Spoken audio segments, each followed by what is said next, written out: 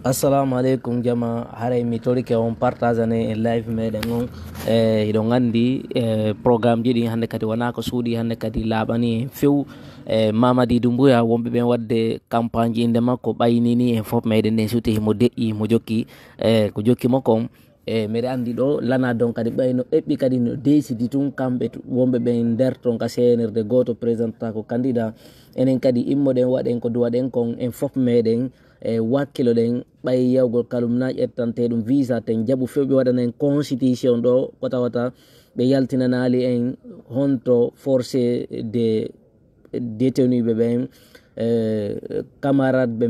ko wata en jaaɓu few ɓe wolana en fi constitution fi nouvelle constitution en ɓe yaltinanali en nangaɓen wata en jaɓanɓe ɗum few wata en jaɓanɓe ɗum hande no weytude wata en jaɓanɓe ɗum janggo no jeɓɓude wata en daaru hay programme ji maɓɓe ko ɓe waɗata kon immoɗen en fof meɗen wakkiloɗen combaten ɓay yawgol kalum na yettante ɗum visa wakkiloɗen moƴƴa daren ko fewndi kon ka leydi meɗen hande kadi woni ko wonno kon minuma ko ɓe sustano kon wolude ko membre ɓe maɓɓe ɓe sustano kon wolde hande ko ɗum ɓe woni wolude ka réseau sociaux ji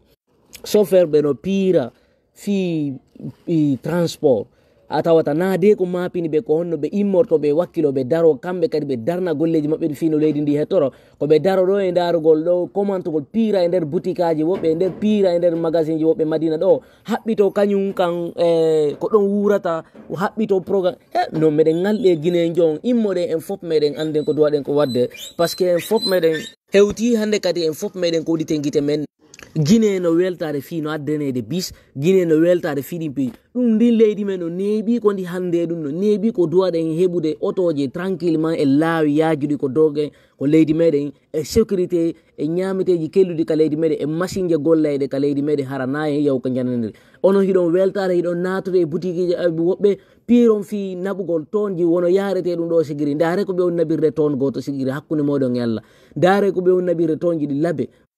si on jooɗike ɗo on sikkiɗo min fof moɗon mi wawa kellangol on ɗi ɗon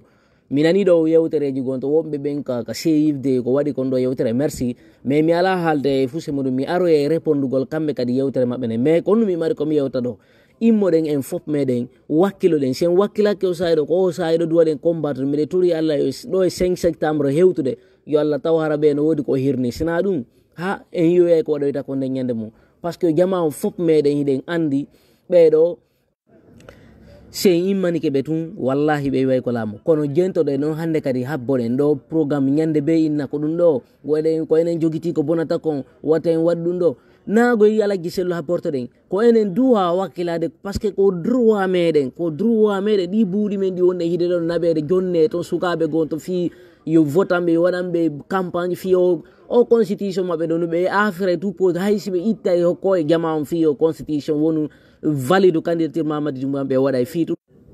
ɓe yarlike ɓe niwo ɓe yarli hoore maɓɓe fi luttugol tungol laamu ok ɓay ko ɗum ɓe wi en heɗodira e maɓɓe si tawi enen goto men ɗo tawi ko on ɗon habbori ɗen ko waɗete kon fof fi pays fof tawi ko goto habbori ɗen na noon duwaɗen waɗirde ko en fof meɗen duwa immade wakkilo ɗen réclame droit meɗen on kande leydi meɗen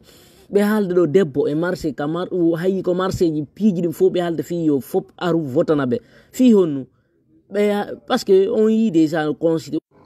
ko fiiɗi wo debbo e gorko e yeeyowo e doginowo fof muɗum kamɓe haɗi ɓe yaltinanayi seedeji haɗi ɓe immoɓe ɓe waɗa enquête ɓe fi nanga ɓe waɗa enquête fi ko wonkon feƴƴude ka leydi meɗen e yiide yimɓe ɓe wonaɓe ɓe nangue dewre toña joni noon ɓe kirnapaɓe kadi woɓɓe innaɗo ɓe hitrama sérel en ɗo acce ɗaynodirgol jama daren ko honno ɓe accitirta ɓe si ɓe accitaɓe wata hay si ɓe acciti fonike men gue wata en jaɓu few votugol candidature maɓɓe o few ɗumno wata en jaɓu few constitution honno ɓe waɗanta en ɗo ko honno ɓe yewtata en ɗo ɓuuri koɓe yewta alen 5 septembre iwnoɓe innunoɓe justice wona e busol on justice o woni jullere maɓɓe ni ɓe jooɗi hoore mare ɓe wadde kala ko ɓe faala kamɓe ko ministre ɓe ko interdisan ko susitanoke wolere innugol kamɓe candidat ji maɓɓe ko Mamady hande ko ɗum ɓe woni maɓɓe ɓe woni yimirde ko ɗum ɓe woni mantorde ɓe inna ɗo ɓe créé moje beji innete joni noon en fof meɗen si tawi en tawtoyiɓe ɗum noon ko honno kadi ñande o ƴettito e jullere laamu ndu par ce que ko kartal o waɗɗenoyte ñande no o ƴettitoye ngu ɗon ko promesse honnu o wiyata jama o ko promesse honno engagé to jama ko engagé comme fi 5 septembre charte mo be jetti on be respectale mo ko charte on bo be adano itendo be respectam be waru ya jama goto sen jodi kedo en fop meden ide ngandi dun non wata goto jodo Mamadi Doumbouya amondo yide ko bousé jonno hide doni o ko bousé jonno hide doni Mamadi Doumbouya ko bousé jonno hide do o wari buri président africain be bendo fop ko kanko e tun suusi wadde ko on wadde do inde leydi meden ni immoɗen dara Mamadi sannama mawba o yalti sarire ɓay tun noon o yalti sarire o yaltirtagade ko dambugal few oɗo no nokkirano o l'emprasa mo ko éliminogol mo ɗum yolani on noon par ce que en fof meɗen en hande goto o haara hande kadi ko ɗum wona waɗede ka leydi meɗen par ce que en fof meɗen en andi hande kadi ɓeɗo ɓay